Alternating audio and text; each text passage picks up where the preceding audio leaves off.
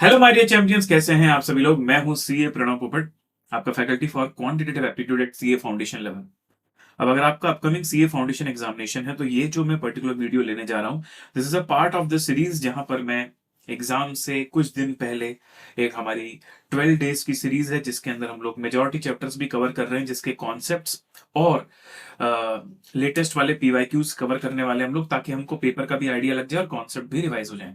तो उसमें हमारा जो इस वीडियो में एजेंडा है वो दो चैप्टर्स एक साथ कवर करने का है। चैप्टर 11 सीटिंग अरेंजमेंट्स और chapter 9 number series coding decoding odd man out. And मैं आपको बता दूं भाई, जो प्लानर अप्रोच है हमारी सीरीज में वो यही है कि जैसे हमने वन शॉट में चीजों को डिटेल में किया था, अब उसी को थोड़ा सा फास्ट मैनर में हमको करना है। और अब वही सेम क्वेश्चन ना लेते हुए हमको पेपर का आइडिया लगाना है। इसलिए मैंने यहां पर क्या किया है, 2025 में जो तीनों अटेम्प्ट हुए थे, जैन 25, मई 25 और सितंबर 25, तीनों ही अटेम्प्ट के सारे पीवाईक्यूज दोनों चैप्टर के मैंने कवर कर डाले इस सेशन के अंदर। इस पूरी सीरीज के अंदर मैं आप लोगों के लिए थ्योरी है जरूरी का भी एक सेशन लेने वाला हूं, और जो लास्ट सेशन हमारा 12 जनवरी को होगा उसमें मैं आपका एक फुल सिलेबस लाइव टेस्ट लेने वाला हूं, जिसमें मैं आपके सामने लाइव रहूंगा और आप मेरे सामने टेस्ट देने वाले हो। ठीक है जी, चलिए आगे बढ़ते हैं। तो हमारे प्लान के हिसाब से अभी तक आप लोगों ने मैथ्स फॉर फाइनेंस कर लिया है, measures of central tendency and dispersion कर लिया है, blood relations and direction test हो गया, और आज हम लोग 4 जनवरी को अपने फोर्थ सेशन में पहुंचे हैं।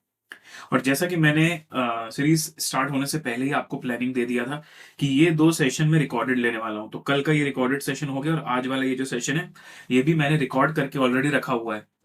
रिकॉर्ड करके रखा है मतलब ये कोई दूसरी सीरीज का इसी चैप्टर का वीडियो नहीं है, फ्रेश रिकॉर्डिंग है, क्योंकि मैं ट्रैवल कर रहा था, उन डेट्स में अवेलेबल नहीं था, इसलिए मैंने पहले से जाने से पहले इसको रिकॉर्ड कर रहा हूं। तो अगर मैं अभी वाले सेशन की बात करूं, ये 4 जनवरी को प्रीमियर हो रहा है, पर मैंने इसको 31 दिसंबर के दिन रिकॉर्ड कर लिया है। तो आज जितने भी न्यू ईयर के मेरे प्लान्स हैं वो मैंने सारे कैंसिल कर दिए, क्योंकि मुझे ये दो चैप्टर्स की रिकॉर्डिंग करनी थी। तो 30th को मैंने पिछला वाला किया था और आज 31st को मैं ये वाला सेशन रिकॉर्ड कर रहा हूँ। ठीक है जी, चलिए ऑल राइट। और मुझे पूरा भरोसा है कि you will not feel any problem. जैसे लाइव सेशन में मैं चीजों को कवर करता हूँ वैसे ही इसमें भी कर रहा हूँ, और प्रीमियर हो रहा है तो लाइव जैसा ही फील रहेगा। आप लोग भी चैट बॉक्स में रिप्लाई रिस्पॉन्ड करते रहना, तो आपको भी फील ही नहीं होगा। तो सेशंस खत्म होने के बाद सारे के सारे नोट्स में मेरे टेलीग्राम चैनल पर डालूंगा, जिसका नाम ये रहा और जिसका क्यूआर कोड आपके सामने है। इसके साथ साथ मेरी सारी रिवीजन का कंटेंट एक ही जगह पर मैंने एक शीट में डाल दिया है। उस शीट को मैं रिवीजन लाइब्रेरी बोलता हूँ और उस लाइब्रेरी का क्यूआर कोड भी आपके सामने है। इसके साथ साथ सोशली आप मुझसे कनेक्टेड हो सकते हैं इंस्टाग्राम में, तो ये है क्यूआर कोड और ये है मेरा इंस्टाग्राम का आईडी। चलिए जी, पहले शुरू करेंगे चैप्टर 11 से, जिसका नाम है सीटिंग अरेंजमेंट। सबसे पहले मैं आपको बताऊं भाई, सीटिंग अरेंजमेंट में क्या होता है ना भाई। सीटिंग अरेंजमेंट में हमारे पास इंफॉर्मेशन गिवन होती बहुत सारी, कि एक पर्सन है या एक ऑब्जेक्ट है, वो राइट में है, एक लेफ्ट में है, कोई कॉर्नर में है, कोई मिडिल में है। इस तरीके से बहुत सारी इंफॉर्मेशन होती हैं, और उन सारी इंफॉर्मेशन को आपस में लिंक करते हुए अपन को डायग्राम बनाना होता है। डायग्राम मतलब कि सीटिंग अरेंजमेंट उनका क्या है, कौन लेफ्ट में, कौन फर्स्ट में, कौन सेकंड में, इस तरीके से कौन किस तरीके से बैठा हुआ है, ये पूरा डायग्राम हम बनाते हैं। और फिर उस अरेंजमेंट में से हमसे कुछ सवाल पूछे जाते हैं कि बताओ ये दो लोगों के बीच में कौन है, बताओ इसके लेफ्ट में कौन है, बताओ राइट के कॉर्नर में कौन है। इस तरीके के क्वेश्चंस पेपर में पूछे जाते हैं। ठीक है जी। तो सीटिंग अरेंजमेंट का बेसिकली मतलब क्या होता है, सीटिंग अरेंजमेंट का मतलब होता है लोगों का बैठने का एक प्रीफिक्स्ड मैनर, किस तरीके से वो बैठे हुए हैं। और इस चैप्टर में जो क्वेश्चन की रिक्वायरमेंट आएंगी उसमें कुछ कंडीशंस हमको गिवन होंगी, जिसके बेसिस पर हमको ऑब्जेक्ट्स को अरेंज करना है। अच्छा, वो अरेंजमेंट रो में भी हो सकता है, सर्कल में भी हो सकता है, मतलब लाइन अरेंजमेंट भी हो सकता है, राउंड या लूप वाला अरेंजमेंट भी हो सकता है। तो बेसिकली चैप्टर के 3 पार्ट हैं, 1 रो, 2 रो और सर्कुलर। मतलब रो वाले अरेंजमेंट में 1 रो वाला अरेंजमेंट भी होता है, 2 रो वाला अरेंजमेंट भी होता है, और एक सर्कुलर होता है। इस तरीके से चैप्टर में 3 टॉपिक्स अपने पास हैं। इसमें भी मैंने कुछ प्रो टिप्स आपको बताई हुई है, जैसे मैंने ब्लड रिलेशंस में बताई थी। तो इसका प्रो टिप ये है सर, कि सबसे पहले तो आपको माइंडसेट रखना है कि आपको इसको ओरली नहीं करना, डायग्राम बनाकर चलना है। दूसरा, क्या होगा ना, इन्फॉर्मेशन यहाँ बहुत कम लिंकेज में मिलेगी, बहुत ही रैंडम इन्फॉर्मेशन होती है इस चैप्टर के क्वेश्चंस में। तो हमको ना मिनी डायग्राम्स बनाने पड़ते हैं, मतलब जैसे ए बी के लेफ्ट में है, फिर एफ जो है वो जी और ई के बीच में है, इस तरीके से अलग अलग इन्फॉर्मेशन दी होगी। तो अपन क्या करेंगे, हर एक अलग अलग इंफॉर्मेशन का अलग अलग स्मॉल डायग्राम बनाएंगे, और वो सारे स्मॉल डायग्राम्स जो होंगे ना उनको आपस में लिंक करके फिर एक मेन डायग्राम हमारा बनता है। तो will connect those mini diagrams and then make a master diagram, और फिर उस मास्टर डायग्राम में से अपने को आंसर मिलेगा जो क्वेश्चन रिक्वायरमेंट देगा। कभी कभी अरेंजमेंट बनाते समय ना एक इंफॉर्मेशन बहुत ही काम की होती है जो लोग जनरली मिस आउट कर जाते हैं, और वो है नंबर ऑफ ऑब्जेक्ट। मतलब क्वेश्चन तुमको पता क्या बोलता है, कहता है टोटल 7 लोग हैं, टोटल 5 लोग हैं, टोटल 8 लोग हैं। तो ये इंफॉर्मेशन भी बहुत महत्वपूर्ण है। मैं आपको बताऊंगा क्वेश्चन करते समय कैसे। और कुछ केसेस में ना इंफॉर्मेशन बहुत क्लियर नहीं होती। ऐसा लिखा है जैसे कि मान लो ए इज बिटवीन ई एंड जे, तो ई ए जे ऐसा भी हो सकता है और जे ए ई ऐसा भी हो सकता है। समझो ना, क्योंकि उसने ये बता दिया कि ए बीच में, पर लेफ्ट में ई है, राइट में जे है, ऐसा है या वाइस वर्सा ये नहीं बताया है। तो ऐसे केस में जो मिनी डायग्राम्स बनाते हैं ना, उसमें हमको मल्टीपल डायग्राम्स भी बनाने पड़ जाते हैं। ये जितनी भी मैंने प्रो टिप दिए ना, ये सब मैं अप्लाई करके दिखाने वाला हूं आपको सारे के सारे पीवाईक्यूज के अंदर, पेपर के क्वेश्चंस के अंदर। ठीक है जी, चलो जी। तो मल्टीपल डायग्राम्स भी बनते हैं, तो आपको टेंशन लेने की जरूरत नहीं है। इवेंचुअली एक डायग्राम आपका डिसाइड हो ही जाता है, और कभी कभी तो मल्टीपल डायग्राम दोनों के दोनों भी सही आंसर होते हैं क्वेश्चन के। वो क्वेश्चन पर डिपेंड करता है। ठीक है, अगर मैं पहले टॉपिक की बात करूं, लीनियर अरेंजमेंट सिंगल रो वाले, तो उसमें कुछ चीजें आप ध्यान रखना कि ये तो वैसे इजियर टॉपिक होता है, पर कुछ चीजें ध्यान रखने वाली कि कभी कभी ना ऐसा लिखा होता है A is left of P. तो हम लोग क्या समझते हैं, ए इज लेफ्ट ऑफ पी, जो कि बिल्कुल सही अंडरस्टैंडिंग है। अगर लेफ्ट भी लिखा है तो हम इमीडिएट लेफ्ट समझते हैं, और वो बिल्कुल सही बात है। पर कभी कभी बहुत रेयरली कुछ क्वेश्चंस में ऐसा भी हो सकता है कि लेफ्ट का मतलब ना इमीडिएट लेफ्ट ना हो। शायद वो नॉर्मली लेफ्ट बोल रहा है, मतलब हो सकता है ए पी के लेफ्ट में है पर एग्जैक्टली बाजू में नहीं है, कुछ लोगों को छोड़ के फिर ए आ रहा हो। वो क्वेश्चन के डेटा पर डिपेंड करेगा। पर नॉर्मली हमको डायग्राम बनाते समय क्या मान के चलना है पहले, कि अगर नॉर्मली लेफ्ट भी लिखा है तो हम इमीडिएट मान के ही चले। उसके बाद अगर हमको कुछ कॉन्ट्राडिक्शन मिलता है क्वेश्चन में तो फिर हम लोग देखेंगे। हाँ, लेकिन मान लो किसी क्वेश्चन में इमीडिएट वर्ड बोल ही दिया है कि ए इज इमीडिएट, तो फिर तो कोई कंफ्यूजन ही नहीं है ना सर। तो इमीडिएट बोला है तब तो इमीडिएट है, पर नहीं बोला तब भी बाय डिफॉल्ट पहले इमीडिएट मानकर ही सॉल्व करो। और फिर अगर आपको लगता है कि नहीं यार, लगता है यहां पर कुछ और सोच रहा है, तो फिर चेंज कर सकते हैं हम अपनी इंफॉर्मेशन को। ठीक है, चलो। फिर आता है हमारा अगला टॉपिक जिसका नाम है टू रोज। टू रोज में क्या होता है ना, बहुत बार ऐसा होता है कि दो रो आमने सामने होती है, जैसे ये 3 लोग है, ये 3 लोग हैं। मान लो ये डाइनिंग टेबल है। अब डाइनिंग टेबल है तो आपको जो यहाँ पर ए बी सी दिख रहे हैं, वो लोग किस तरफ फेस कर रहे होंगे, ऐसे फेस कर रहे होंगे, लॉजिकल है ना। और ये जो डी ई एफ दिख रहे हैं वो किस तरफ फेस कर रहे होंगे, इस तरफ कर रहे होंगे। अब फेसिंग के हिसाब से राइट लेफ्ट बदल जाता है, हमने डायरेक्शन टेस्ट में पढ़ा हुआ, अगर आपको पता हो तो। जैसे ये व्यक्ति ई, ये इस तरफ फेस कर रहा है ना, तो इसका राइट साइड ये और लेफ्ट साइड ये। पर वही उसके सामने जो बैठा है ना बी, क्योंकि बी की फेसिंग यहां है, इस तरफ है, इसलिए उसका राइट ये है और लेफ्ट ये है। क्या आप मेरी बात समझ पा रहे हो? तो राइट लेफ्ट जो है ना वो बदल जाता है, फेसिंग पे डिपेंड करता है। अगर फेसिंग नॉर्थ है तो राइट लेफ्ट ऐसा होगा, फेसिंग साउथ है तो राइट लेफ्ट ऐसा होगा। तो आपको राइट और लेफ्ट हमेशा फेसिंग के हिसाब से देखना है। अच्छा, अगली बात, जब इस तरीके से अरेंजमेंट बनता है ना टू रो वाला, तो क्वेश्चन में कई बार ऐसी इंफॉर्मेशन भी दी होती है जैसे कि B is opposite to E, C is opposite to F, D is opposite to A, इस तरीके की इंफॉर्मेशन होती है। इसके अलावा D and C are diagonally opposite, A and F are diagonally opposite, इस तरीके की भी इंफॉर्मेशन होती है। तो एक वर्ड होता है डायगनली अपोजिट, वो आपको समझ में आना चाहिए। कॉर्नर कॉर्नर को अगर तुम सामने सामने देखो तो ये डायगनली अपोजिट कहलाते हैं। तो जैसे यहाँ ए और एफ डायगनली अपोजिट है, डी और सी डायगनली अपोजिट है, और सिंपली अपोजिट लिखा मतलब सामने सामने, ये जो पेयर बन रहा है। ठीक है, चलो। फिर तीसरा आता है सर्कुलर। सर्कुलर के अंदर सबसे अच्छी बात क्या होती है पता, सर्कुलर में कोई कॉर्नर नहीं होता। लीनियर में तो ना हमको समझ में नहीं आता स्टार्ट कहां से करें, पर सर्कुलर में टेंशन ही नहीं होती। सर्कुलर में आप कहीं से भी स्टार्ट कर सकते हो। अगर आपने परम्यूटेशंस एंड कॉम्बिनेशंस भी पढ़ा है ना, तो ए बी सी डी या बी सी डी ए दोनों का मतलब एक ही होता है। तो सर्कल के अंदर ना एज सच एकदम लेफ्ट में कौन है एकदम राइट में कौन है इसका कोई प्रॉब्लम होती नहीं है, इसलिए सर्कल में डायग्राम्स बनाना इजी हो जाता है। लेकिन सर्कल में एक चीज आपको ध्यान रखनी है फेसिंग की, कि दो टाइप की फेसिंग हो सकती है। दो टाइप की फेसिंग मतलब, जैसे ये सर्कल है, ठीक है, अगर लोग ऐसे फेस कर रहे हैं तो इसको बोलते हैं फेसिंग सेंटर, जो कि नॉर्मली कुछ नहीं लिखा है तो सेंटर फेसिंग ही होता है। पर कभी कभी, जैसे कि मैं रेयर एग्जांपल बताता हूं तुमको, musical chair game. Musical chair game में सारी चेयर रखी हुई है, 4 चेयर रखी हुई है, तो क्या लगता है तुमको, फेस कहां होता है, बाहर की तरफ होता है। तो कुछ कुछ केसिंग में फेसेस आउटसाइड द सेंटर भी हो सकता है। क्वेश्चन हमको बताएगा कि फेसिंग आउटसाइड द सेंटर है या फेसिंग सेंटर है, कुछ नहीं बोलेगा तो सेंटर मानकर चलेंगे। ठीक है, तो फेसिंग से क्या फर्क पड़ जाता है सर, देखो अगर फेसिंग ऐसी है ना तो ये राइट है और ये लेफ्ट है। पर वही अगर फेसिंग उल्टी हो गई, मान लो इस तरफ फेसिंग होगी, तो फिर ये राइट हो जाएगा, ये लेफ्ट हो जाएगा। इसलिए अगेन, जैसे कि मैंने ऊपर भी बोला था कि फेसिंग से राइट लेफ्ट बदल जाता है, वही चीज आपको सर्कल में भी ध्यान रखनी है कि फेसिंग के हिसाब से राइट और लेफ्ट को जज करें आप। ठीक है, चलो। अब ये तो हो गई सर सारे डिस्कशन लॉजिकल रीजनिंग में आपको भी पता है कि बहुत सारा कॉन्सेप्ट डिस्कशन का कोई सेंस रहता नहीं, अलग अलग वैरायटीज के क्वेश्चन देखना ज्यादा महत्वपूर्ण है। तो आइए शुरू करते हैं। सबसे पहले सितंबर 25 जो लेटेस्ट पेपर था उसमें मैं देखता हूँ कि भाई मेरे पास यहाँ पर कौन सा क्वेश्चन दिया हुआ है। सबसे पहला question, 6 person ABCDEF sitting in 2 रो। चलो भाई 2 रो वाला है, 3 3 लोग दोनों रो में है, फेसिंग सेम साइड, मतलब वही अगर बीच में टेबल रखा हुआ है तो सब लोग टेबल की तरफ मतलब सेंटर की तरफ देख रहे हैं। C is sitting in the middle of the first row and B is sitting in the left of C. E is also sitting in the middle. A is sitting in the right of E. F is sitting in the right of C, who is not sitting at one of the end of the row. अब ऐसे तो समझ नहीं आता भाई, ऐसे पूरा पढ़ लोगे तो थोड़ी सॉल्व हो जाएगा। तो क्या करना है सर, एक एक लाइन को ड्रॉ करते चलना है। तो जैसे मैंने, उसने बोल दिया 2 रो है, तो मैंने सबसे पहले ना ऐसा डायग्राम बना लिया 2 रो वाला।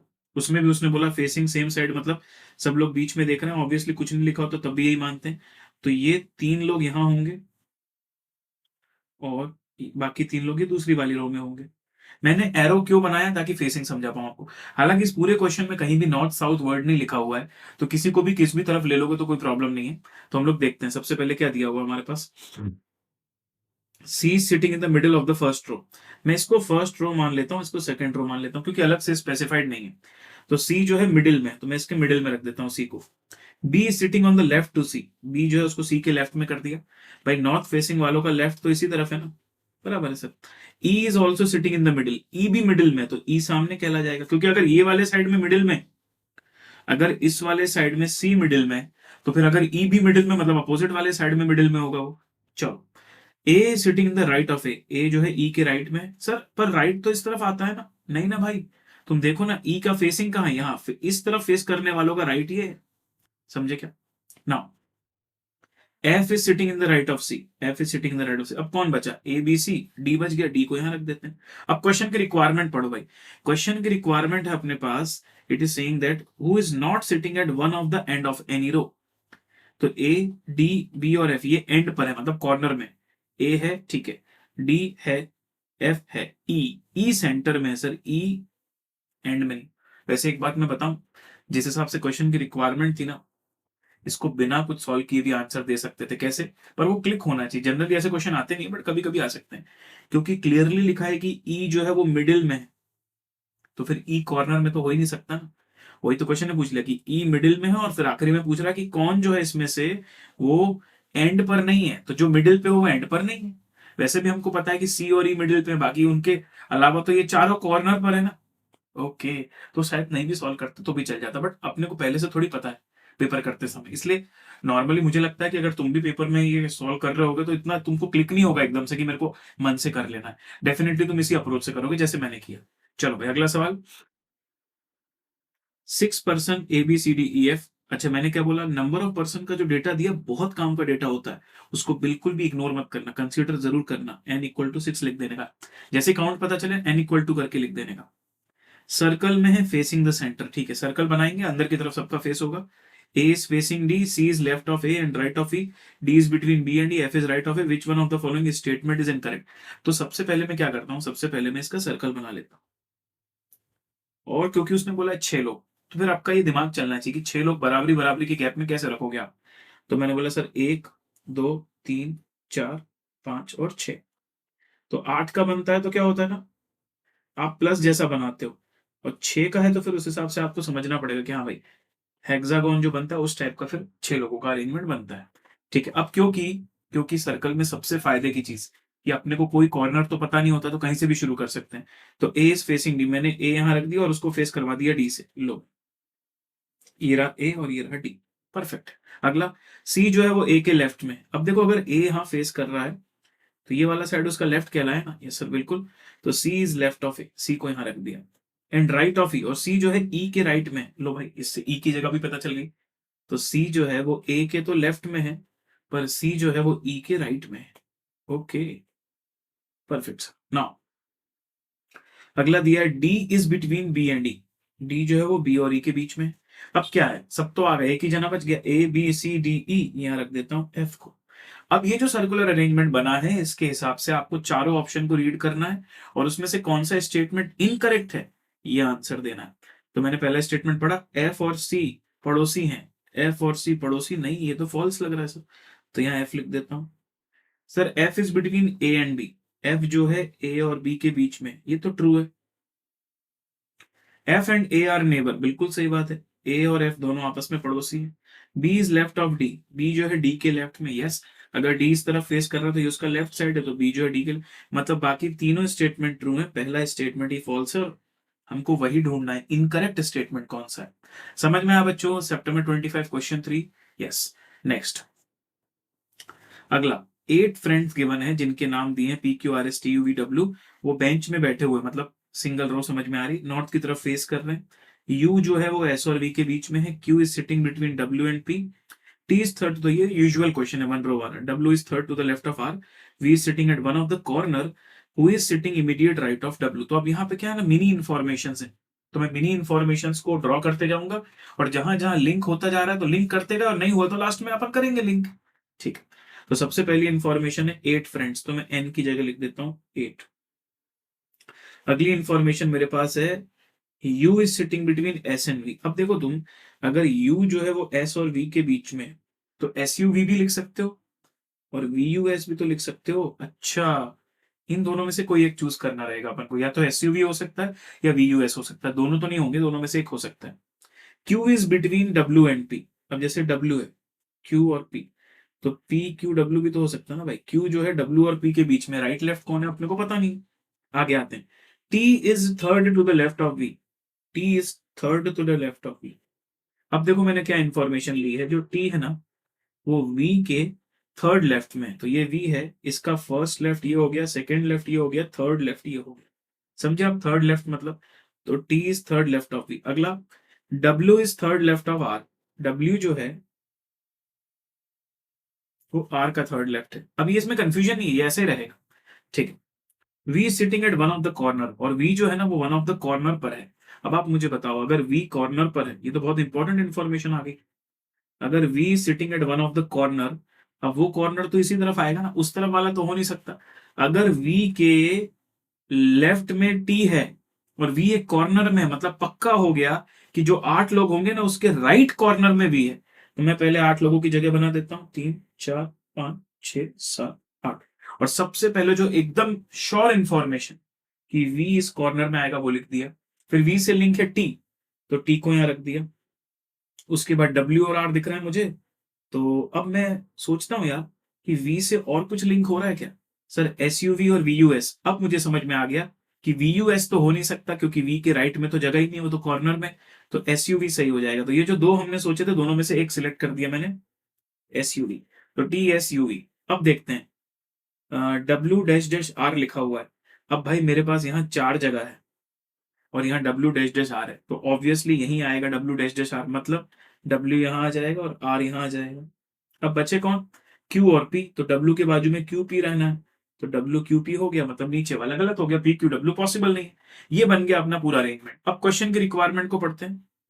Who is sitting immediate right of W, W के एग्जैक्ट राइट में कौन है। सर W के एग्जैक्ट राइट में है Q, that is the answer. समझे क्या भाई? अरे उस सांबा, कितने आदमी थे? सर Q एक ही आदमी था। डन। उम्मीद करता हूं कि ये वाला क्वेश्चन मैं आपको समझा पाया। ठीक है जी। Now 6 people ABCDEF are sitting in a hexagonal shape. मैं आपको सबसे पहले एक बात बता दूं बेटा, आप लोगों का एक डाउट आता होगा कि सर सर्कुलर अरेंजमेंट है, लीनियर अरेंजमेंट है, हेक्सागोनल तो है ही नहीं टॉपिक में, फिर क्यों आता है क्वेश्चन इसमें से। देखो यार, जब तुम सर्कल बोलते हो ना, वो एक्चुअल में एग्जैक्ट सर्कल जरूरी नहीं है, वो लूप होना चाहिए, मतलब ऐसा कोई भी डायग्राम जो क्लोज होता हो, ओपन ना रह जाता। लाइन तो क्या ओपन रहती है, पर हेक्सागोन, पेंटागोन, ऑक्टागोन ये सब क्लोज हो जाते हैं। हेक्सागोन भी तो क्लोज होने वाला है ना, तो वो भी सर्कल के कॉन्सेप्ट से ही चलता है कि उसमें भी कॉर्नर कोई नहीं होता। जैसे बना के बताता हूं तुमको, ये एक हेक्सागोन है, ठीक है ना, ये एक हेक्सागोन है। अब ये हेक्सागोन सर्कल जैसा ही तो है। सर कौन सर्कल जैसा? अरे कॉन्सेप्ट वाइज इसमें कोई कॉर्नर नहीं है, कहीं से भी शुरुआत कर सकते। ठीक है, एरो बना देता हूं, अगर वो फेसिंग सेंटर है तो इस तरीके से एरो बनेंगे।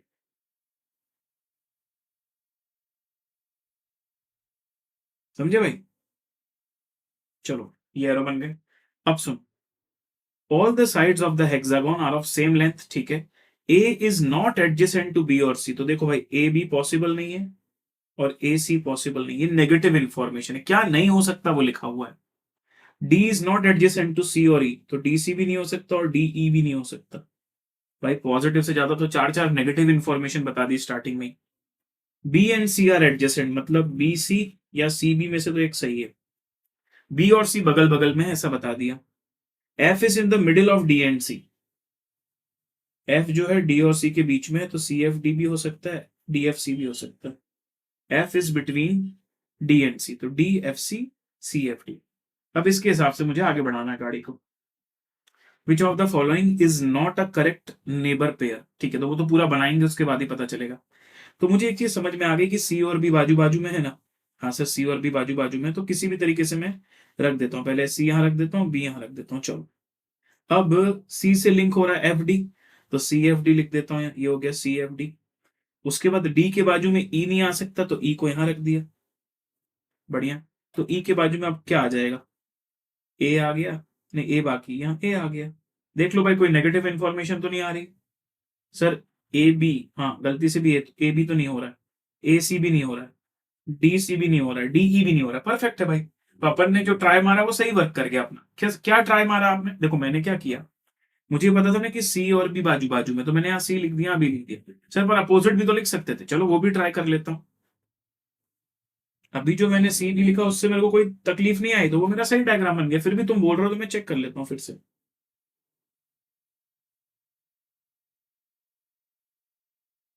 तो मैंने मान लो यहाँ बी लिख देता और यहाँ सी रख देता, ठीक है। सी बी ना लिख के बी सी लिख दिया। अब देखो, सी के बाजू में एफ डी है, तो एफ यहां आएगा, डी यहां आएगा। फिर डी के बाजू में क्या नहीं आ सकता, ई नहीं आ सकता, तो ई को यहां रखना पड़ेगा और बच गया ए यहां आ गया। तो ये दोनों डायग्राम मैंने बना दिए, इसको भी चेक कर लो एक बार, ये वाले डायग्राम को भी। क्या इसमें भी कोई कंडीशन गड़बड़ तो नहीं हो रही है। सर इसमें ए के बाजू में बी तो नहीं आ रहा, नहीं आ रहा। ए के बाजू में सी तो नहीं आ रहा, नहीं आ रहा। डी के बाजू में सी तो नहीं आ रहा, नहीं। डी के बाजू में ई तो नहीं आ रहा, नहीं आ रहा। क्या D F C C F D हो रहा है, हाँ sir C F D D F C हो रहा है। और बस सी और बी बाजू बाजू में। सर फिर उस हिसाब से तो दोनों डायग्राम सही है, तो फिर दोनों में से किसको सही माने। जब दोनों सही है ना, टेंशन मत लो, तुम आगे बढ़ो, क्वेश्चन को सॉल्व करो, दोनों से ही करेक्ट आंसर आएगा तुम्हारा। अगर दोनों सही है, दोनों से करेक्ट आंसर आएगा। देखो कैसे, which of the following is not a correct neighbour pair. Check करते हैं कौन कौन से पेयर हैं। ए और एफ पेयर है क्या, ए और एफ तो सर दूर दूर है, यहां भी ए और एफ दूर दूर है, तो पेयर नहीं है।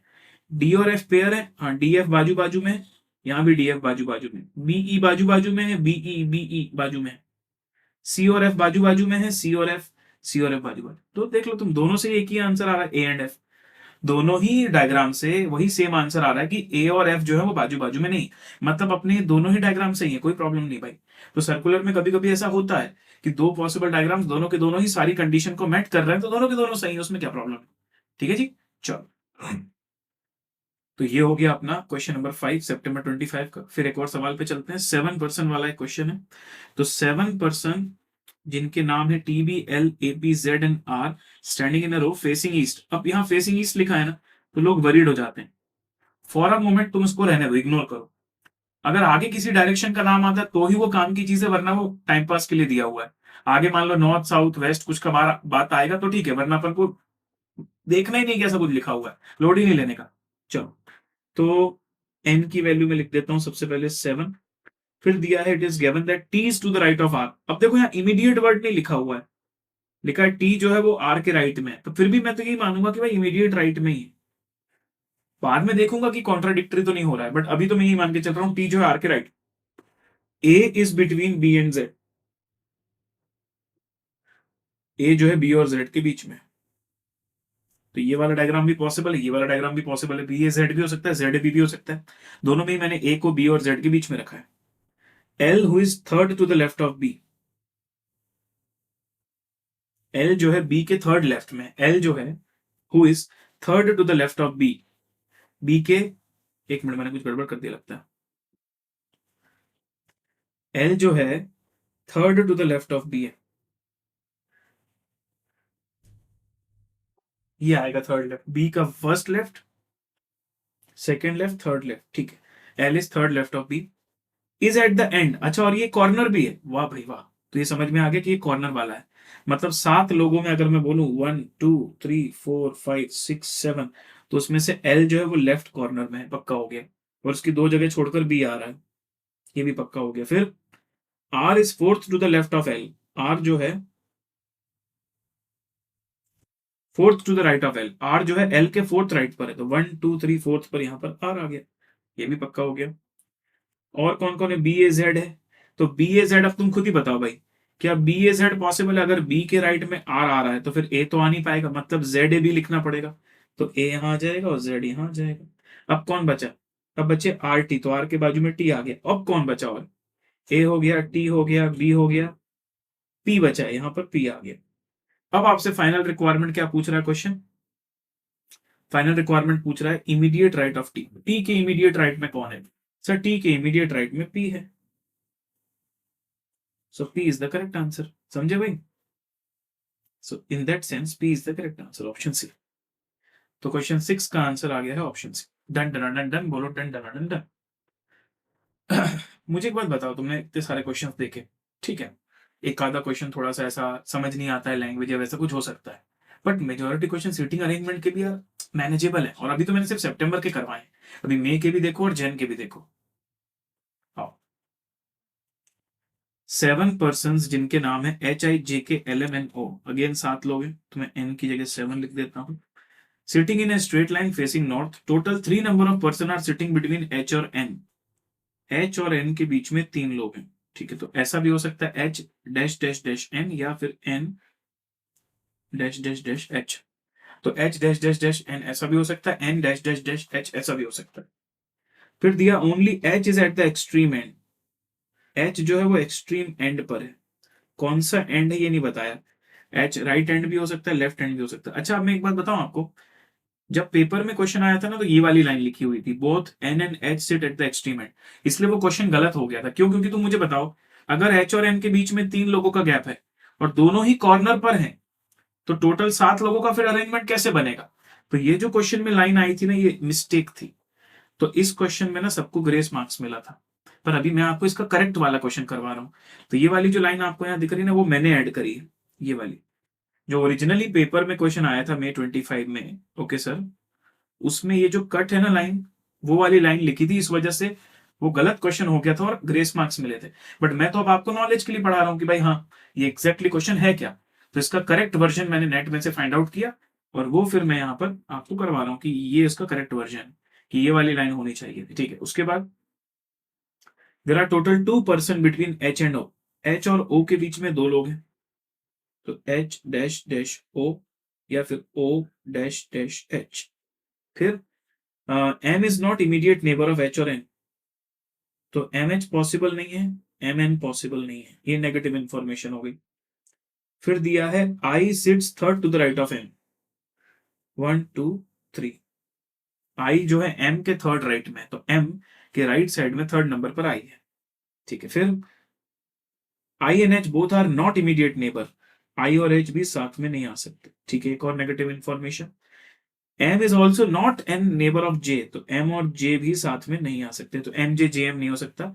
और फिर आखिरी में पूछ रहा है who is sitting between H and M, H और M के बीच में कौन बैठा है। अब देखो मैं क्या करता हूं, कनेक्ट करने की कोशिश करता हूं। तो मेरे पास एक डायग्राम ये है, दोनों में से कोई एक सही होगा, इन दोनों में से कोई एक सही होगा, और ये वाला तो एकदम श्योर है। तो यहां से अगर शुरुआत करूं, तो मुझे कोई लिंकेज तो मिल ही नहीं रहा, H ना तो H दिख रहा है इसमें, ना N दिख रहा है। तो मैंने एक काम किया, एक काम करते हैं, मैंने बोला कोई भी एक तरीके से स्टार्ट करते हैं लेना, मान लेते हैं H dash dash dash N, मान लेते हैं सही। अब अगर इसको तुम सही मान रहे हो, तो ये भी पक्का है कि क्योंकि H तुम्हारा कॉर्नर पर है, तो तुमने अज्यूम कर लिया है कि H जो है वो लेफ्ट एंड में है, ये सोच के मैं आगे बढ़ रहा हूं। फिर मैं इसका दूसरा वर्जन भी बताऊंगा कि H अगर राइट एंड में है तो कैसा डायग्राम बनेगा। अभी तो मैं बना रहा हूं H लेफ्ट एंड में है ना, मैं मान के चल रहा हूं, जैसे क्वेश्चन ने मुझे नहीं बताया कि H लेफ्ट एंड में है राइट एंड में, अभी मैं मान रहा हूं, मान लो H लेफ्ट वाले एंड में है,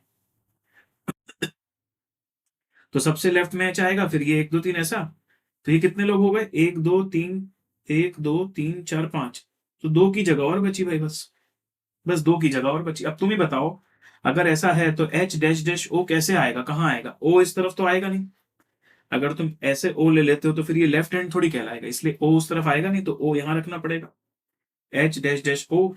और उसके बाद M और I दिया हुआ है ना, तो कह रहा है M जो है वो ना तो N के बाजू में है, ठीक है,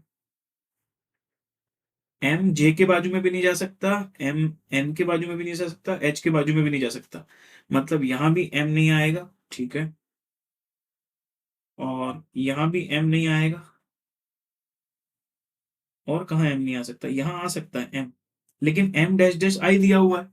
अब अगर एम डैश डैश आई दिया हुआ तो वो तभी पॉसिबल है जब तुम एम यहां रखोगे, क्योंकि सोचो ना, अगर तुमने एच के बाजू में एम रख दिया तो ये मना कर रहा है, तुमने एन के बाजू में एम रख दिया तो यही नहीं हो पाएगा, मना भी कर रहा है, यहां एम रख दिया तो फिर भी ये नहीं पॉसिबल है, तो सिर्फ यही एम रखना पड़ेगा, तभी तो उसके राइट में दो जगह बचेगी तुम्हें, और उसके बाद तुम आई डालोगे। Okay sir, got it. तो यहां पर हमने डाला एम, दो जगह छोड़ के आ गया आई। अब ये H dash M O N I हो गया, दो जगह और बची और उसमें हमने को रखना है जे को और के को। तो देखते हैं, एम के बाजू में जे नहीं आ सकता तो जे यहां आएगा और के यहां आ जाएगा। ये एक डायग्राम बन गया। पर ये किस अजम्पशन पर था कि एच तुम्हारा लेफ्ट एंड में है। अब मैं एक दूसरा अजम्पशन लेता हूं, एच मान लो राइट एंड में हो, तो मान लो H is at right and,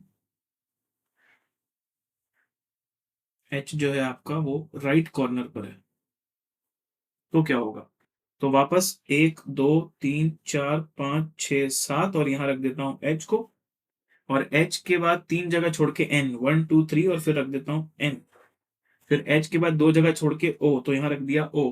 फिर अगर मुझे एम डैश डैश आई रखना है तो सोचो तुम, अगर यहां रखते हो एम तो भी प्रॉब्लम हो जाएगी, क्योंकि यहां आई की जगह नहीं बचेगी।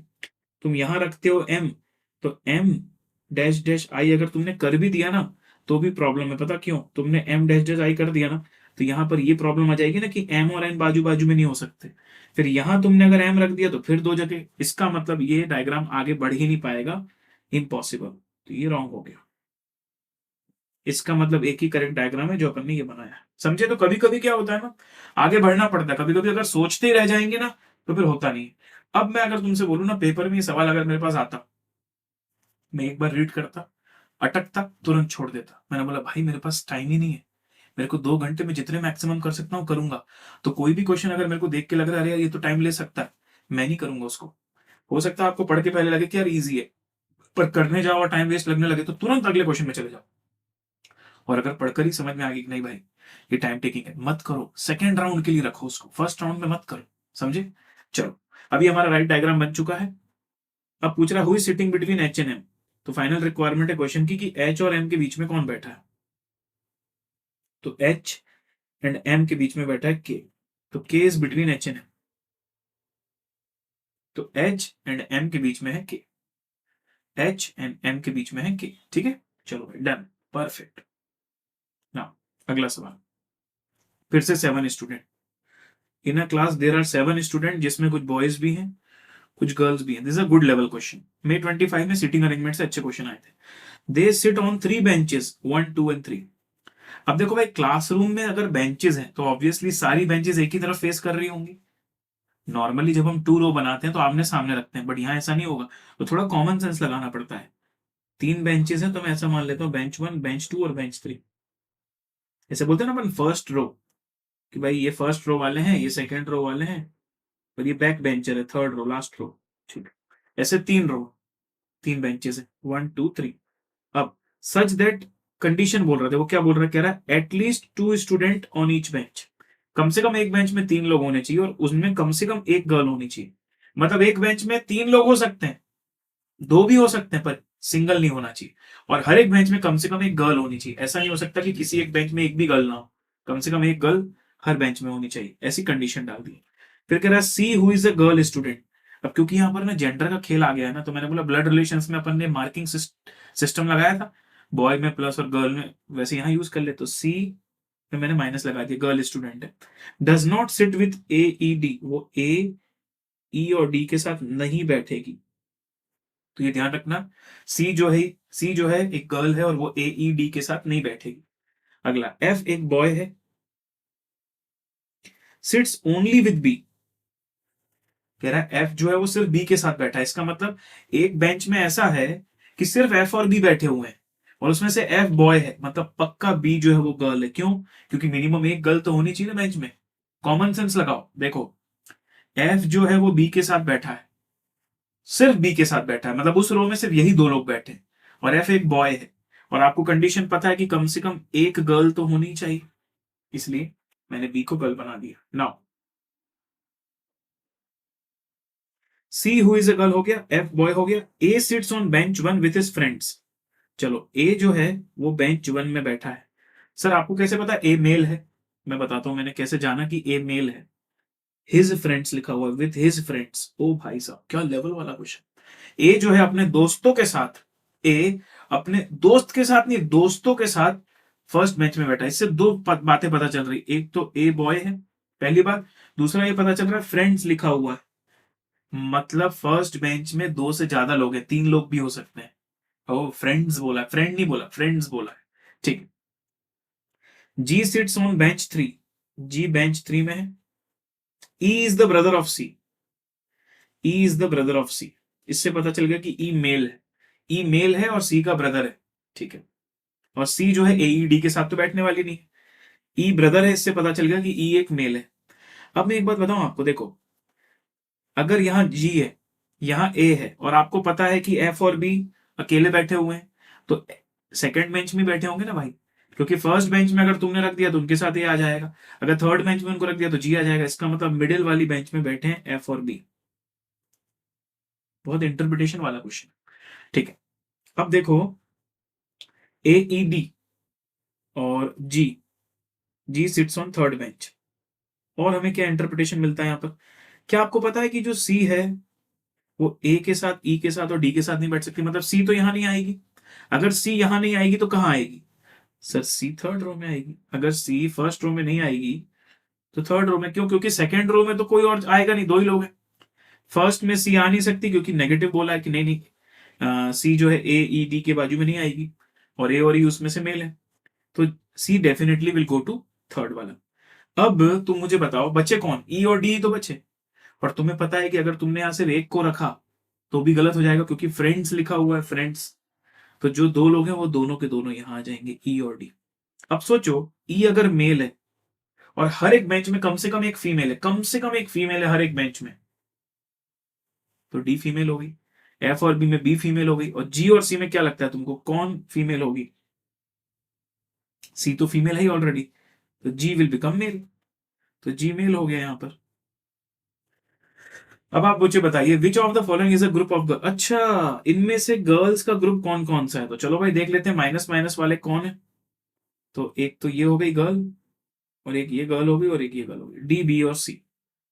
D B C are girls, तो ऑप्शन कौन सा टिक करूं? कौन से ऑप्शन में ये तीनों है? बी सी जी नहीं सर, जी तो बॉय है। बी एफ सी, एफ तो बॉय है। बी सी डी, हाँ ये तीनों गर्ल है। कैसा लगा भाई? लेवल है क्वेश्चन में। हाँ, तो ये लेवल वाला था। ऐसे सवाल एकदम से नहीं हो सकते बिना देखे, ठीक है? मतलब बाद में करोगे तो हो जाते हैं, पर इनको फर्स्ट राउंड में उठाओगे ना तो आपके लिए हानिकारक हो जाएगा ये। हो सकता है तुमसे बन जाए, बट टाइम इतना ले लेगा ना कि वर्थ इट नहीं कहलाएगा फिर वो करना, क्योंकि उसकी वजह से फिर दूसरे क्वेश्चन छूट जाएंगे। फिर भी अब ये नॉलेज हो गया तो इसका जैसा रिपीट होता है तो अपने को बनना चाहिए भाई। 7 लोग थे, 3 2 5 तो 7 भी हो गए। एफ और बी अकेले थे, अपने को बोला हुआ था, और ये भी बता दिया था ए फर्स्ट रो में और जी थर्ड रो में। इससे मैंने कंक्लूड किया था कि ये दोनों सेकंड रो में। फिर ए जो है वो हिज फ्रेंड्स लिखा हुआ था, तो ए मेल है ये पता चल गया था। और ई और डी में से ई ब्रदर है किसी का, ये पता चल गया था, इसलिए पता चल गया कि डी फीमेल है।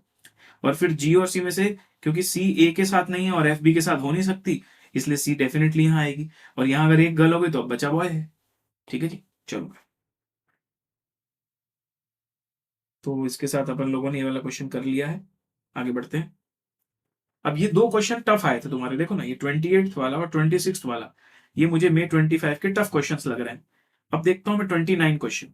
5 boys A B C D, A is to the right of B, A is to the right of B, and E is to the left of B but to the right of C. A is to the left of D. भाई module में जो सबसे पहला question करते हैं ना लोग, basic वाला, this is one of those question. कह रहा हुई second from the left, left side से सेकंड नंबर पर कौन है? लेफ्ट साइड से सेकंड नंबर पर है ई, लेफ्ट साइड से सेकंड नंबर पर है ई। ठीक है जी, ये। तो अब देखो उसी अटेम्प्ट में दो क्वेश्चन ट्रैप थे, पर अगर तुम ये सोच के कि भाई वो दो क्वेश्चन ट्रैप थे मैं तो सीटिंग अरेंजमेंट नहीं करूं, ऐसा भी गलत है ना सोचना। वो क्वेश्चन पढ़ा टफ है, सेकंड राउंड। अगला क्वेश्चन पढ़ा टफ लग रहा है, सेकंड राउंड। थर्ड क्वेश्चन पढ़ा अरे इजी है, इसको तो तुरंत कर लेना चाहिए था, इसको क्यों बात के लिए रखोगे? ये फर्स्ट राउंड लाइक क्वेश्चन। ठीक है। नाउ 6 फ्रेंड्स दिए हैं sitting in a hexagonal table. देखो हेक्सागोन का भाई बैक टू बैक मई में भी आया, सितंबर में भी आया। अगेन कॉन्सेप्ट तो सर्कल जैसा ही होता है, बस हेक्सागोन से बच्चे कंफ्यूज होने लगते हैं, तो कंफ्यूज होने जैसा कुछ नहीं उसमें। P second to the left of E, अब यहां तो शुरुआत कहीं से भी कर सकते हो, तो P second to the left of U, U को यहां रख दिया, सेकंड लेफ्ट में पी आ गया। Q is the neighbour of R and S, अब अगर मैं क्यू को यहां रखता हूं तो आर और एस के नेबर बचेंगे नहीं, क्यू को यहां रखता हूं तो भी आर और एस नेबर बचेंगे नहीं, तो क्यू ऐसी जगह रखना पड़ेगा जिसकी दो साइड आजू बाजू की खाली हो, वो यही साइड आ रही है, तो आर और एस, तो यहाँ आर रख दिया, यहाँ एस रख दिया। अब मुझे नहीं पता राइट और लेफ्ट सही है कि नहीं, और आगे बढ़ता हूँ। T second to the left of S, S के सेकंड लेफ्ट में टी है, मान लो यहां पर मैं आर रखता और यहां एस रखता, तो देखो गड़बड़ हो जाता, क्योंकि फिर ऐसे में second to the left of S में अगर मैं एस रखता हूं तो सेकंड टू द लेफ्ट में यहाँ टी आ जाता, तो फिर बचता कौन भाई? हाँ नहीं चलता ना भाई, अगर तुम यहाँ एस रखते तो सेकंड लेफ्ट में तो आर आ जाता, तो टी को कैसे रखते?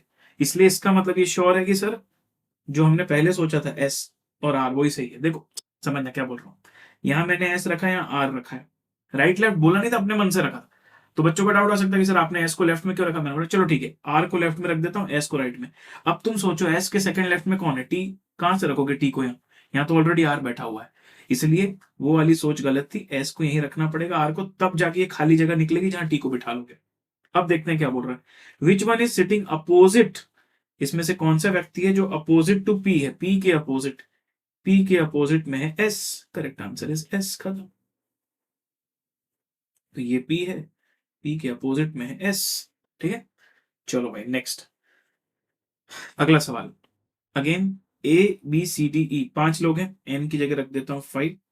ए सिटिंग नेक्स्ट टू बी, तो ए बी हो सकता है और बी ए हो सकता है।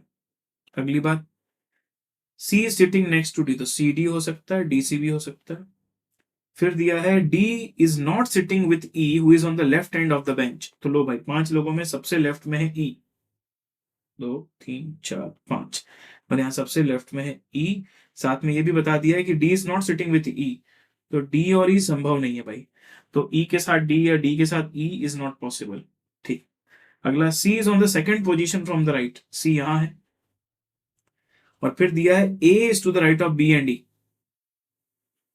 तो लो भाई ए जो है बी और ई दोनों के राइट में, हाँ बी और ई दोनों के राइट में है ए। अब बचा कौन? A B C D, D यहां आ गया। अब देखो कितना इजी क्वेश्चन, ये भी उसी अटेम्प्ट में आया है जिसमें वो दो टफ क्वेश्चन आए थे। अब क्वेश्चन की रिक्वायरमेंट कह रहा है ए कहां बैठा है, किसके बीच में बैठा है, बेसिकली ए बैठा है बी और सी के बीच में, तो करेक्ट आंसर क्या हो जाएगा? बिटवीन बी एंड सी, मतलब option B will be the correct answer, कि ए जो है हमारा, हाँ वो बी एंड सी के बीच में सिटिंग है। Perfect sir. Now next, 8 person A B C D E F G H R sitting in a row two opposite to each other, चलो टू रो वाला क्वेश्चन आ गया, ये फर्स्ट रो कर देता हूं, ये सेकंड रो कर देता हूं, और दोनों रो में तीन तीन नहीं चार चार लोग बैठे हैं भाई, तो कुल 8 लोग हैं, ठीक है। Each row has 4 person, B and C are sitting opposite, अभी मैं वहां नहीं लिखूंगा क्योंकि मुझे पता नहीं है ना कहां है, तो ऐसे बना देता हूं कि बी और सी अपोजिट है। C is sitting between E and D, C जो है ई और डी के बीच में, तो ऐसा भी हो सकता है और ऐसा भी हो सकता है। पूरे क्वेश्चन में कहीं भी नॉर्थ साउथ नहीं लिखा हुआ है, क्योंकि पूरे क्वेश्चन में कहीं नॉर्थ साउथ नहीं लिखा हुआ, तो किसी भी साइड किसी को भी रख सकते हो। H is sitting immediate left of E, H जो है ई के लेफ्ट में है। अब ना एच अगर ई के लेफ्ट में है तो मतलब एच ई सी डी हो जाएगा, फिर ये पक्का एक साइड में। फिर दिया है F and H R sitting diagonally opposite position, तो मैं एक काम करता हूं, पहले फर्स्ट रो ड्रॉ कर देता हूं, जब ऐसा हो ना कि कुछ कनेक्शन मिल जाए तो थोड़ा ड्रॉ कर लेने का, वहीं से फिर आगे कहानी बनती जाती है। तो क्योंकि ई सी डी लिखा है और एच जो है ई के लेफ्ट में, तो एच ई सी डी को मैं नॉर्थ में रख देता हूं, एच ई सी डी, इनको मैं ऐसा रख देता हूं कि इस तरफ फेस कर रहा है, नॉर्थ की तरफ। अब आगे की इंफॉर्मेशन ले लेता हूं कि सी के जस्ट अपोजिट में बी है, हाँ भाई सी के जस्ट अपोजिट में बी है। फिर बताओ, फिर अपने पास दिया है कि एफ और एच डायगनली अपोजिट है, तो देखो अगर एच यहां है तो एफ डायगनली अपोजिट यहां आएगा, डायगनली मतलब कॉर्नर कॉर्नर में अपोजिट। उसके बाद जी सिटिंग ऑन एक्सट्रीम राइट, तो जी की जगह यहां एक्सट्रीम राइट आ गया, बचा कौन? ए, ए को यहां रख दिया। अब कह रहा है who is in front of E, E के फ्रंट में कौन है? ई के फ्रंट में कौन है? ए, तो भाई करेक्ट आंसर हो गया ए, दैट इज ऑप्शन ई के जस्ट फ्रंट में है ए, ठीक है ना। चलो, दिस वाज अगेन यार वेरी इजी क्वेश्चन यार, मुझे नहीं लगता इसके अंदर कोई खास लेवल था। ठीक है, जेन 25 में चलते हैं। 5%, ठीक है, n इक्वल टू 5, देखकर तो इजी लग रहा है। फेसिंग सेंटर, तो सेंटर वाला क्वेश्चन। अब सेंटर में 5 लोग कैसे आते हैं, तो कछुए जैसा बना लेने का, ऐसा, ठीक है। C sitting left of E, C sitting left of E, E के लेफ्ट में सी। अब देखो ना, अगर फेसिंग सेंटर की तरफ है तो राइट लेफ्ट उस हिसाब से इमेजिन कर लो। सर आपने सी को यहीं क्यों रखा, सर्कल में कहीं से भी शुरुआत कर सकते हो, तो ये ई रख दिया, ई के लेफ्ट में सी को रख दिया, ठीक है। A is between E and D, A जो है ई और डी के बीच में है। अब ई और डी के बीच में इस तरफ तो ए आ नहीं सकता, वहां तो सी है, तो ए यहीं आएगा और यहाँ डी आ जाएगा। अब ए बी बच गया, बी को यहां रख देते हैं। Who is sitting between B and A, B और ए के बीच में कौन है, तो बी और ए के बीच में अगर मैं बोलूं तो बी और ए के बीच में डी है। करेक्ट आंसर हो गया option B, that is person D, ठीक है। बी और ए के बीच में है डी। सर सर हमें तो ऐसा लग रहा है मेजोरिटी क्वेश्चन तो इजी आते हैं, कुछ कुछ बीच में ट्रैप दे देता है। अब वो ट्रैप कौन से अटेम्प्ट में कौन से चैप्टर देगा अपने को नहीं पता, पर अपने को वो ट्रैप में नहीं फंसना है, बस अपने को ये पता है। देखो, तुम ब्लड रिलेशंस हो, सीटिंग अरेंजमेंट हो, नंबर सीरीज हो और डायरेक्शन टेस्ट हो, तुम किसी भी चैप्टर को कितना भी अच्छा कर लो, हो सकता है तुम्हारा इन सब में सबसे बेस्ट हो डायरेक्शन टेस्ट, पर इस अटेम्प्ट में डायरेक्शन टेस्ट में से 2 क्वेश्चन वो टफ दे दे, तो लोड नहीं लेने का, फिर उसके अगेंस्ट में दूसरे चैप्टर में इजी दे देगा वो। तो ट्रैप में नहीं फंसना है बस, ठीक है। चलो next. 5% ABCD sitting on a bench. A is immediate right of B. लो भाई, अगेन वो इजी लेवल के question. E is immediate left of C and right of A. E left of C और राइट ऑफ A है, और B is to the right of D, तो लो भाई D के राइट में D, B, A, E, C. Who is sitting in the middle? A is sitting in the middle. Option C, A is sitting in the middle, done है, ठीक है जी। चलो, alright. 5 people round table में बैठे हुए, तो फिर से सर्कल बनेगा कछुआ वाला, 1 2 3 4 5। नाउ फेसिंग आउटसाइड सेंटर, भाई लेवल, मतलब लेवल तो नहीं बोलूंगा, बट हाँ यूजुअली इनसाइड सेंटर आता है, इस बार आउटसाइड सेंटर आया, तो ध्यान से एरो चेंज कर देना, बाहर की तरफ एरो कर देना, इनसाइड मत रखना एरोस को, ठीक। ए सिट्स इमीडिएट राइट ऑफ ई, ए जो है ई के इमीडिएट राइट में है, ई के इमीडिएट राइट में है A is in immediate right of E. C sits third to the left of D, who sits at immediate right of A, तो डी जो है इमीडिएट राइट ऑफ ए है, और जो सी है उसके थर्ड लेफ्ट में, 1 2 3, सी यहां आ जाएगा थर्ड लेफ्ट, देखो ना भाई, डी का लेफ्ट 1 2 3, पर लास्ट में अपने पास अब कौन बचा, ए, बी बच गया, बी को यहां रख दिया। अब फाइनल क्वेश्चन की रिक्वायरमेंट क्या है, how many person are sitting, how many person are sitting between C and D, तो बताओ सी और डी के बीच में कितने लोग हैं। तो सी और डी के बीच में कितने लोग हैं ना, ये 2 बातों पे निर्भर करेगा कि तुम कहां से चेक कर रहे हो। अगर तुम क्लॉकवाइज चेक करने जाओ तो 2 लोग हैं बीच में, अगर तुम एंटी क्लॉकवाइज चेक करने जाओ तो एक ही जना बीच में। समझ रहे हो क्या बोल रहा हूं, अगर क्लॉकवाइज चेक करने जाओगे तो 2 लोग हैं, ए और ई, सी और डी के बीच में, और अगर एंटी क्लॉकवाइज जाओ तो एक ही जना है, बी। तो सर फिर क्या आंसर करें, तो मैं बोलता हूं इसके आंसर दोनों ही सही है। अगर क्लॉकवाइज चेक करें तो आंसर विल बी 2, कौन से 2 लोग, ई और ए। और वही अगर मैं एंटी क्लॉकवाइज बात करूं तो देर इज ओनली 1% बिटवीन, तो फिर तो ये क्वेश्चन का फॉर्मेशन ही ऐसा है जिसमें 2 आंसर आ रहे हैं। तो आइडियली मैं बोलूंगा 1 is also correct, 2 is also correct, और इसमें जिन जिन लोगों ने 1 और 2 में से कोई भी एक टिक किया था ना, उनको पूरा नंबर मिले। अगर किसी ने ये टिक किया तो उसको भी नंबर दिए, किसी ने बी टिक किया तो उसको भी नंबर दिए इस क्वेश्चन में, ठीक है। तो ऐसा हो जाता है, कभी कभी मिस्टेक्स हो जाती है। तो अब देखो, इसी चीज में अगर तुम बहुत टाइम वेस्ट कर देते पेपर देते समय, कि अरे यार मेरा तो 1 आ रहा है कि 2 आ रहा है, मुझे समझ नहीं भाई, अभी ठीक है दोनों आया ना, बहुत सोच लिया फिर भी वही आ रहा है, कोई भी एक टिक करके आगे बढ़ जाओ, खत्म। चलो, अब है 5 friend sitting in a row facing east, ठीक है। अगेन देखो, जैसे फेसिंग ईस्ट लिखा है, अभी तुमको अवॉइड करना, बाद में इसका कोई यूज होगा तो देख लेंगे। A sitting between C and D, A जो है सी और डी के बीच में, तो ऐसा भी हो सकता है और ऐसा भी हो सकता है। फिर B second to the left of C, B second to the left of C. जैसे मैंने ये देख लिया कि B second to the left of C, मुझे ये बात तो समझ में आ गई कि डी ए सी नहीं हो सकता, क्योंकि डीएसी करोगे तो यहाँ डी आ जाएगा ना, जबकि यहाँ तो बी होना चाहिए। इसका मतलब C A D is correct. तो B dash C A D, 5 लोग हैं कुल, ए की जगह बची, कौन आएगा वहां पर, ए बी सी डी ई, हो गया खत्म। अब कह रहा है who is sitting at the south end, oh अब डायरेक्शन का यूज आएगा थोड़ा सा। तो देखो, अगर तुमने इस तरीके से डायग्राम बनाया है कि सामने की तरफ फेसिंग वाला साइड तुमने ईस्ट रखा है, तो मतलब बैक वाला साइड क्या हो जाएगा, वेस्ट हो जाएगा।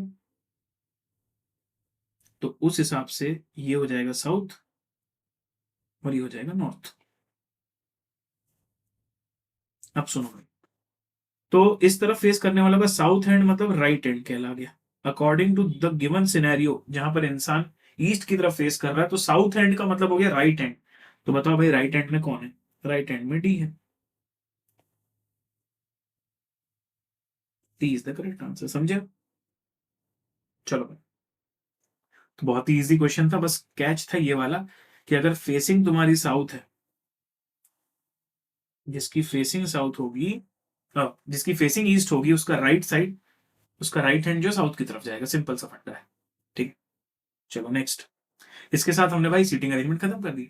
अब ये सोचो तुम पिछले 3 अटेम्प्ट, जन 25, मई 25, सितंबर 25 के सारे सीटिंग अरेंजमेंट के क्वेश्चन कितने आए, 3 क्वेश्चन है। 15 में से 3 क्वेश्चन जो थे लेवल वाले थे।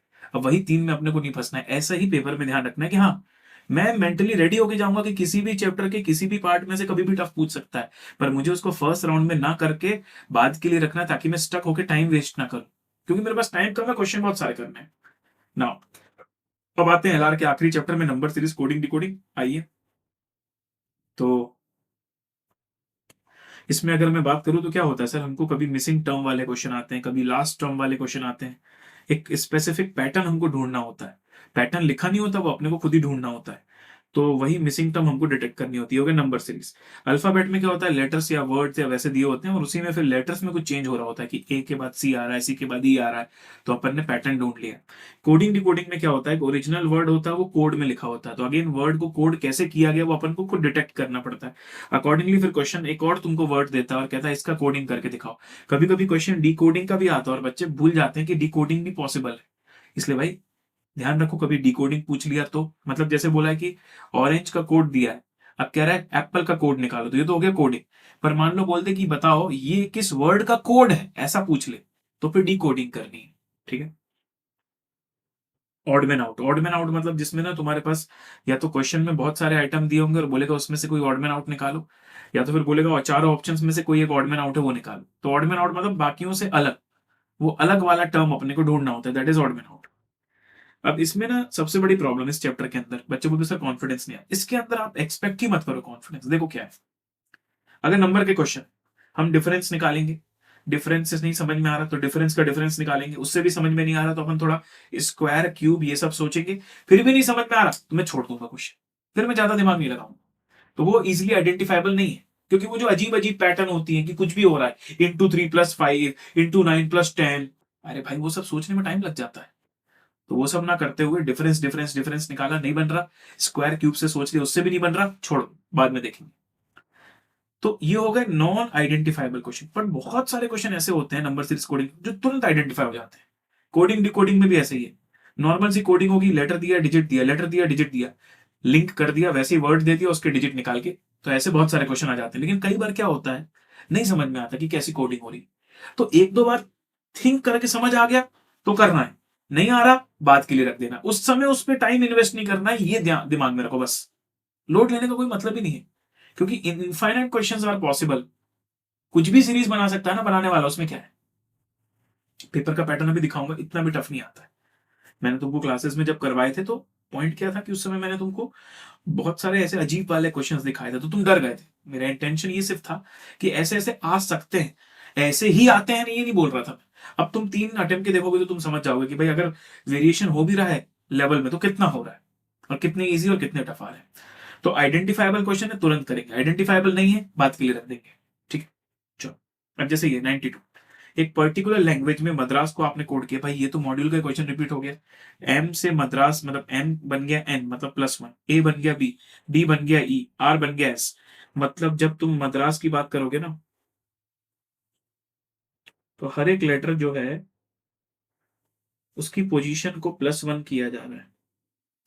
तो एम के बाद अगला लेटर आता है एन, तो N B E S B T. अगला यही सेम काम आपको दिल्ली में करना है। अब ध्यान से क्वेश्चन को पढ़ना। How is Delhi coded? Okay, मतलब दिल्ली ओरिजिनल वर्ड है और हमें उसका कोड निकालना है,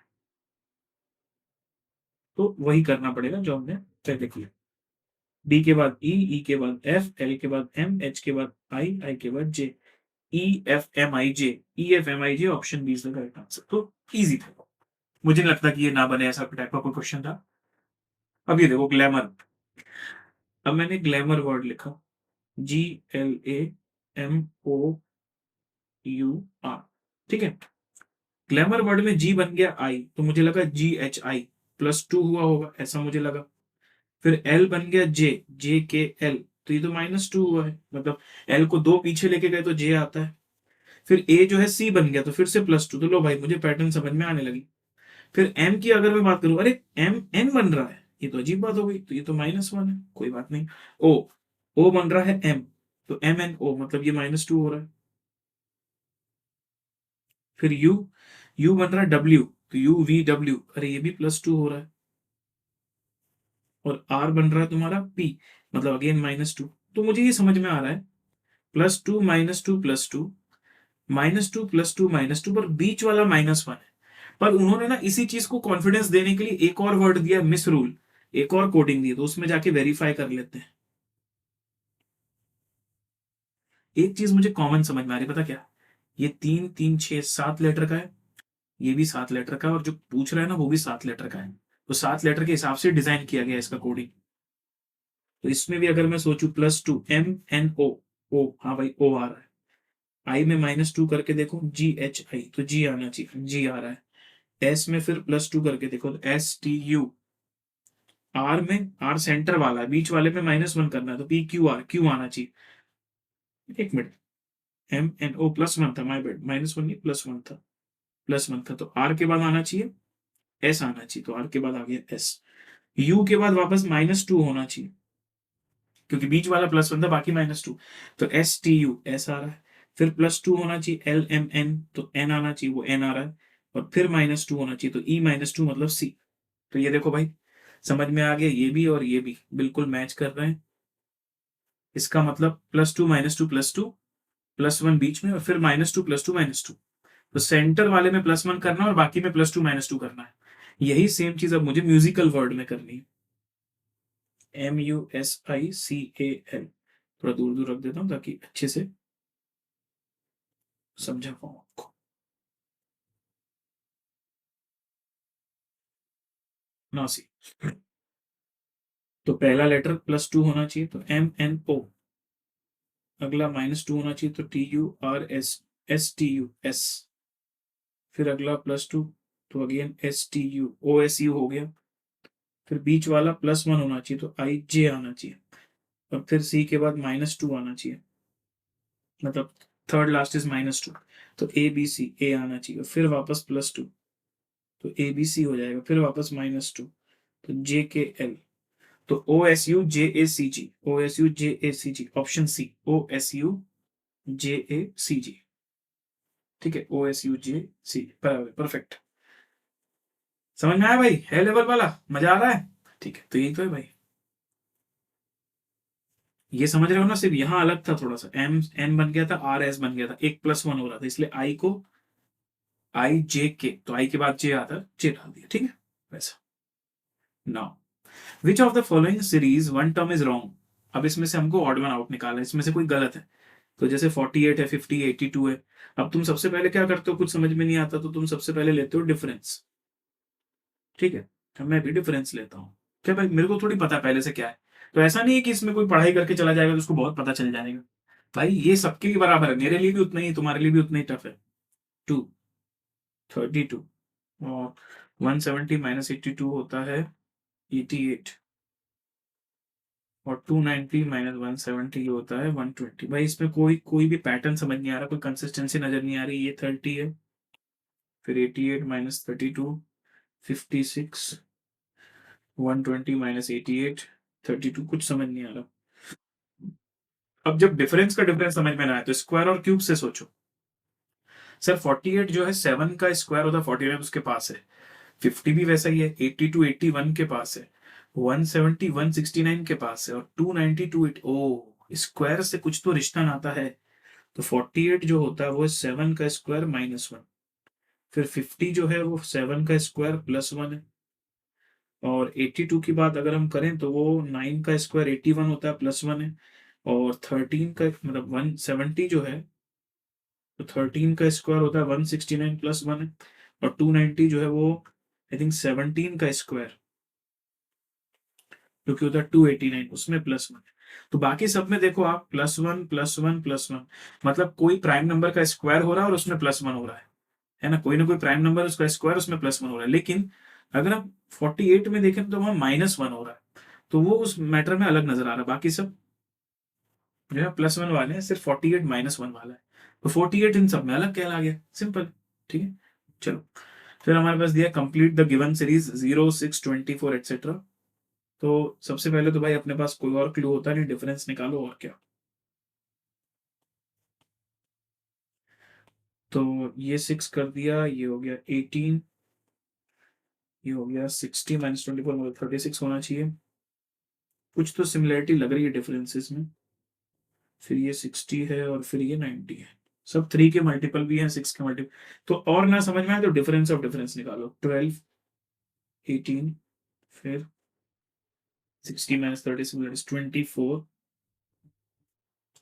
और फिर ये है 90 -60 दैट इज 30। तो अगर तुम देखोगे ना भाई, तो 12 18 24 30, इसमें डिफरेंस समझ में आ रहा है, 12 और 6 18, 18 और 6 24, 24 और 6 30। तो अगला जो डिफरेंस ऑफ डिफरेंस है वो 36 होना चाहिए, मतलब यहां पर अब आ जाना चाहिए 90 + 36, इट शुड बी 126। 126 अगली टर्म नहीं है, 126 है 210, और उसके बाद वाली जो रिक्वायर्ड टर्म है ना उसके बीच का डिफरेंस। तो बताओ 210 में अगर मैं 126 जोड़ता हूं तो क्या नंबर आ रहा है, 336। और क्या ये 336 हमारे पास ऑप्शन में है या नहीं? So yes, this 336 is also in the option. So I will tick option C. समझे ना बात को क्या होगा? हमने पहले डिफरेंसेस निकाले, उसके बाद डिफरेंस का डिफरेंस, तो डिफरेंस का डिफरेंस में हमको पैटर्न नजर आ गया +6 +6, मतलब अगला डिफरेंस ऑफ डिफरेंस 36 आना चाहिए। तो 90 और 36 मिलाए तो 126। तो फिर ये जो दोनों है अब इनके बीच का डिफरेंस 126 होना चाहिए, तो ये अगला नंबर क्या होना चाहिए, 210 + 126 336। समझ में आई क्या बात? ठीक है, चलो भाई नेक्स्ट। अगला है अपने पास 2 5 10 17 26 37 50 एंड 64। फिर से वही करते हैं सर, डिफरेंस निकालते हैं 3 5 7, लो भाई तो पैटर्न नजर आ रहा है, 11 13, अरे तो 15 आना चाहिए पर 14 है। तो बाकी सब सही चल रहे थे, पर यहाँ के गड़बड़ हो गया ना गाँव के, 15 आना चाहिए ना आइडियली, तो बेसिकली यहाँ 65 होना चाहिए, पर यहाँ 64 आ रहा है, तो 64 इज द रॉन्ग टर्म जो हमारे पूरे पैटर्न को डिस्टर्ब कर रहा है, तो आखिरी टर्म यहाँ पर गड़बड़। अब देखो अभी तक तुम मेरे साथ डिफरेंस ऑफ डिफरेंस ही खेल रहे हो, तो सितंबर 25 में तो डिफरेंस डिफरेंस से तो अपना काम हो गया अभी तक के सारे नंबर वाले क्वेश्चंस में। अगला मई 25, 2 8 26 62 122 एंड 212, ये देखो 6, फिर 26 -8 कितना होता है 18, फिर 62 -26 ये हो गया 36, फिर 122 -62 ये हो गया 60। अरे ये तो ऊपर वाले क्वेश्चन के जैसे ही लग रहा है जिसमें डिफरेंस ऑफ डिफरेंस निकाला था, ये 12, ये 18, ये 24 30, तो अगला आना चाहिए 36, तो अगला डिफरेंस हो जाएगा 126, बस ऊपर वाला टर्म अलग है। तो 212 और 126 मतलब ये आ गया 338 होना चाहिए। तो है क्या 338 ऑप्शन में? सर बिल्कुल है 338, ये रहा ऑप्शन, ऑप्शन बी 338। ठीक है, तो अगेन ये भी डिफरेंस ऑफ डिफरेंस से हो गया।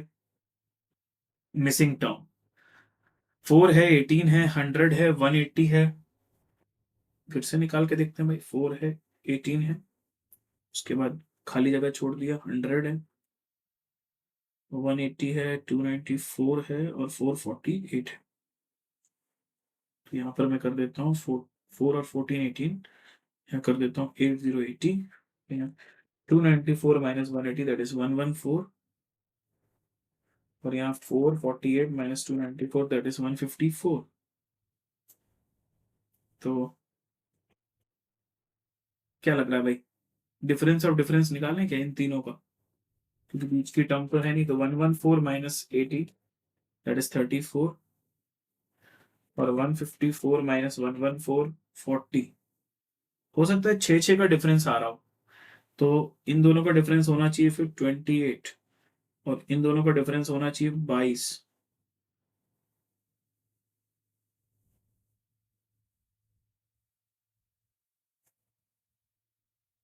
और इन दोनों का डिफरेंस होना चाहिए फिर 6 ना 16। देखो ना, मतलब ऐसा मैं सोच रहा हूँ कि ये 6, ये भी 6, ये मतलब ये डिफरेंस ऑफ डिफरेंस जो 6 से बढ़ रहा है, ये 6, ये 6, 28 6, 22 6 और 16 6 22 ऐसा। तो उस हिसाब से फिर 14 और 16 होना चाहिए 30, और ये होना चाहिए 52, और 52 में 28 जोड़ता हूँ तो 80 आ रहा है क्या, आ रहा है सर, मैच तो कर रहा है। और वेरीफाई कर लेते हैं, 18 में 30 जोड़ते हैं तो कितना आ रहा है, 18 में 30 जोड़ते हैं तो 48 आ रहा है, 48 में 52 जोड़ते हैं तो 100 भी आ रहा है। मतलब जो अपन ने सोचा बिल्कुल सही है। तो ये थोड़ा सा ट्रायल एंड एरर वाला हो गया कि भाई मैंने ये दो डिफरेंसेस देखे तो मुझे लगा कि यार डिफरेंस और डिफरेंस में 6 का गैप है, हो सकता है यही 6 का गैप मेंटेन हो रहा हो, तो यहाँ भी 6 का गैप, यहाँ भी 6 का गैप, ऐसा ट्राई मार के देख लिया तो काम हो गया। हो सकता है ना भी वर्क करता हो सकता है ना भी वर्क करे, अभी कर गया तो ठीक है, कई बार नहीं वर्क करता, स्टक हो गया तो छोड़ देंगे क्वेश्चन को भाई, बाद में करेंगे, दूसरे तरीके से ट्राई करेंगे, पर पीछे नहीं पड़ जाएंगे उसके। ये समझ। तो डिफरेंस ऑफ डिफरेंस से बहुत सारी जगह आप देख के तो समझ में आ रहा है कि सितंबर 25 मई 25 डिफरेंस ऑफ डिफरेंस से मेजोरिटी क्वेश्चन हो जा रहे हैं अपने। अब ये देखो इसमें क्या बोल रहा है, CH41, अच्छा CH4IR, चेयर जैसा दिख रहा है लेकिन वो 4 है, ए नहीं, मतलब ए दिख रहा है पर वो है 4। तो C बन गया G, H बन गया L, तो CDEFG +4 हो रहा है, HIJK, अरे हाँ यार ये भी +4 हो रहा है, 4, अच्छा 4 बन गया 8, ये भी +4 है,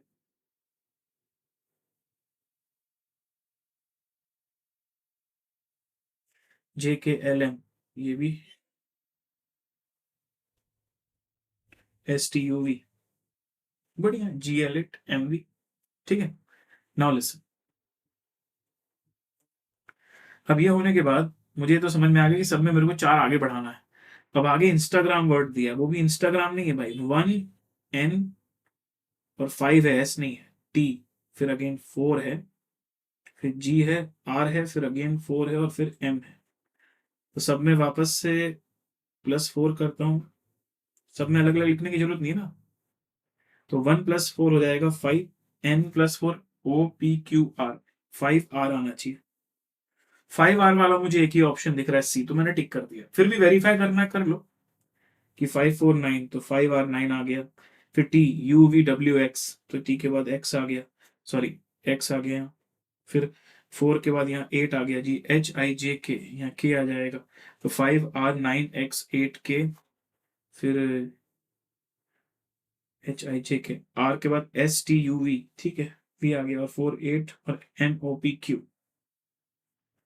तो KV8Q आ गया, KV8Q परफेक्ट है। ठीक है, ये हो गया ऑप्शन सी। डन है भाई, समझ में आई बात क्या हुआ। चलो जी, तो ये हो गया अपना इंस्टाग्राम, मतलब इंस्टाग्राम को अपन ने कनेक्ट करके, मतलब इंस्टाग्राम जैसा दिख रहा था वर्ड पर इंस्टाग्राम नहीं है वो। नेक्स्ट, सर्टेन कोड में 564 का मतलब है ऑल द बेस्ट, और 736 का मतलब है बेस्ट। तो अब देखो भाई, 564 और 736 को तुम कंपेयर करोगे ना, तो दोनों में 6 कॉमन है। ऐसा वर्ड अपन ने देखा है, we are bad, you are good, ऐसा करके क्वेश्चन था मॉड्यूल में, और इसमें दिया ऑल द बेस्ट, और इसमें दिया बेस्ट ऑफ लक। तो इससे क्या समझ में आ रहा है, दोनों में कॉमन वर्ड क्या है, बेस्ट, तो इससे समझ में आ रहा है कि जो बेस्ट वर्ड है ना उसका कोड हो गया 6। समझे। फिर आगे है 423, all is luck, all is luck, इन दोनों को कंपेयर कर रहा हूं ना, ऑल इज लक और बेस्ट लक, तो मुझे लक कॉमन मिल रहा है और साथ में 3 कॉमन मिल रहा है। इससे मुझे कंक्लूजन मिल गया कि भाई 3 is equal to luck. Question की रिक्वायरमेंट क्या है? अच्छा, वो कोड ही पूछा है, लक का ही कोड पूछा, तो 3 आ जाएगा आंसर। और इजी हो गया, उसने लक का ही कोड पूछ लिया, तो लक, जिन 2 सेंटेंसेस में लक वर्ड कॉमन है, वो मैंने दोनों सेंटेंसेस लिए और उनके कॉमन डिजिट देख लिए कि भाई 423 में भी लक आ रहा है और 736 में भी लक आ रहा है, दोनों में जो कॉमन डिजिट है वो 3 है, मतलब लक का जो कोड है वो 3 हो गया। ठीक है, again odd man out, difference निकाल के सबसे पहले तो चेक करते हैं भाई, 445 221 109, कम तो हो रहा है, माइनस में डिफरेंस है 11 और 4,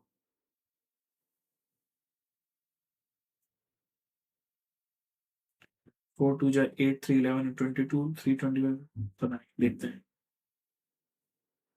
445 minus 221 is actually 224. 221 minus 109 is actually, oh, half हो गया ये तो, डिफरेंस जो है हाफ हो गया। 109 minus 46 is 63 and 46 minus 25 is 21. 25 minus 11 is 14. This is 7. तो ये समझ में आ रहा है कि भाई 7 1 जा 7, 7 2 जा 14, 7 3 जा 20, 7 4 जा 28 होना चाहिए।